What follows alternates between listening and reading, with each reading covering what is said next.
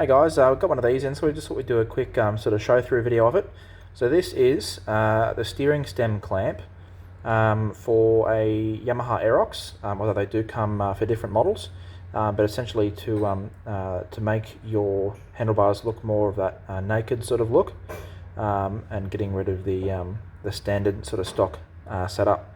So you see here, it literally just bolts straight under the top of the steering stem, with a nice pin through here and these clamps on here.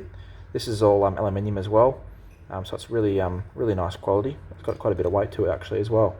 So and then you essentially fit your handlebars through here. So that's 20mm there, so it'll fit a wide variety of different bars, which we sell a couple of sets of bars to fit these as well.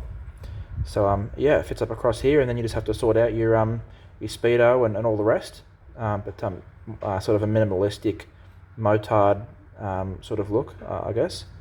But yeah, a really nice quality item, and very solid as well. So definitely a great option if that's what you're looking for, that sort of naked handlebar look, and available for a few different models of scooter as well.